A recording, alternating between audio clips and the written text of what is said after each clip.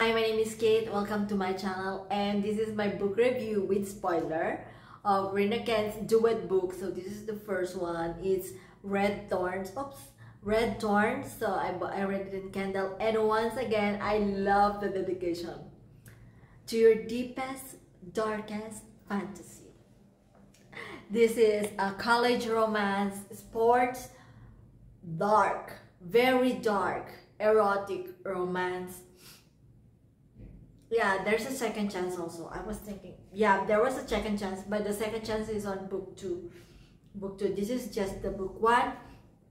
And this is a story about Sebastian Weaver, the famous football player who is the quarterback and best friend of Asher, whose grandparents were the most powerful political because his granddad is a lawyer. No, his granddad is a senator. His uncle is a hotshot lawyer. His grandma is a politically influential woman. He has his own trauma when he's 6 years old. Naomi has her own trauma when she was 9 years old. She is the daughter of an immigrant, Japanese fashion designer, very famous fashion designer. And they constantly move because her mother has her own secret, but Naomi doesn't know yet. That will be in book 2.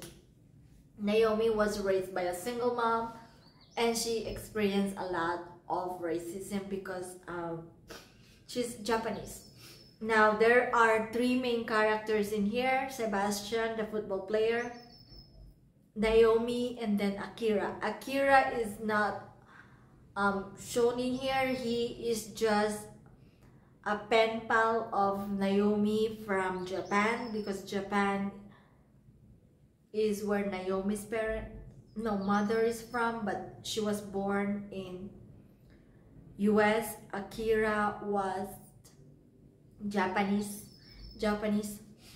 And so because Sebastian is very famous, Naomi is an outcast because she's Japanese immigrant, but her mother pays the school very much, and so the school decided to put her on the cheering squad to help her be famous. Guess who's the captain of the cheering squad? Rina, who is engaged to Asher, who is the best friend of Sebastian. Now remember from previous book, like the previous books that I made, that Rina is doing this dare. So her next dare was Sebastian to taking the V card of Naomi, because Naomi is very sarcastic. She is very outspoken. She has her own world, but she's actually nice inside. Outside, she's very sarcastic. And obviously Sebastian took that as an opportunity, pursue her, and she is a cheering gal. He is a football player, and others says that it's very common, like in the Goodreads and all, but actually this is very underrated, and probably the #1 book that I love so far. I love Rina's book. They're all my favorite, but this one is highly underrated. It was a story about a prey and the beast. The prey turned into a toy, and they do the run like Jeremy and Cecily, but this one is on another level. They live in a small community at the back of New York. There is a forest where he turned into a beast and chased her and hurt her. There's a lot of trigger warning, but they both like it. She has one word, and that is reality, because what they're doing right now is their own fantasy, doing the deed. So basically he likes hurting, he likes pushing it towards the edge.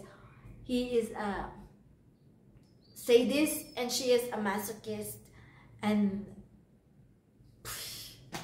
just out of this world. He took her V card on the stairs where he pushed her and her back arched on the stair. I'm on the stair right now. I'm on the stair right now, on the stair. And oh my god, it was mind-blowing. Their spice is, my rating for their spice is 1 billion. It's amazing. They're living their fantasies. However, they both have their own trauma that they have to deal with.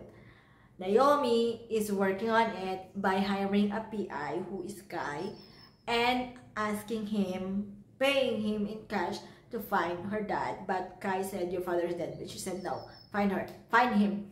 Sebastian, on the other hand, is doing his best to please his grandparents because of his trauma that he might be unalive by his grandparents if they see that he doesn't want to do the political path and so on and so forth.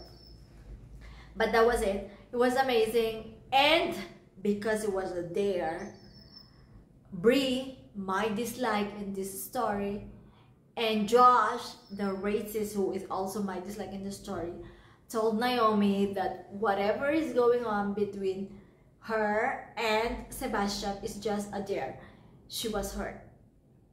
She showed to Sebastian that she was mad, hurt and all.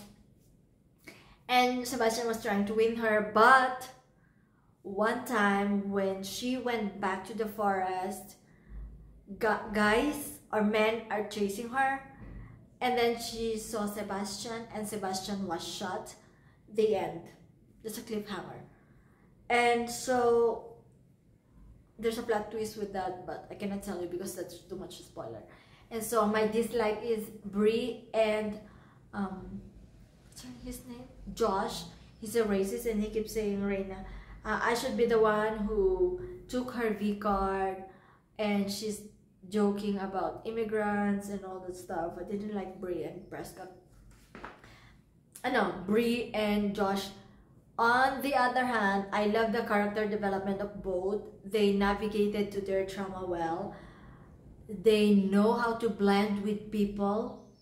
But in the Black Forest at night, when they do their stuff, they are out of this world, which is very nice.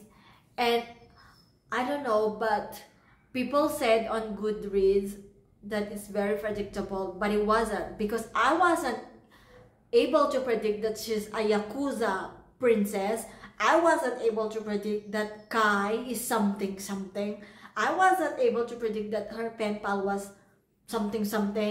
So I don't know, but this is one of my, so far, this is my favorite book because it drags you out of the reality. Like, he slapped her on her genital. She is crazy. And not only that, but yeah, I wasn't really able to guess that she was a Yakuza princess. And that's the reason why they were like moving in every state. But it was amazing. I will see you on the book 2 of this duet, where there's an epilogue 2. But yeah, thank you very much for the like and subscribe. Bye bye.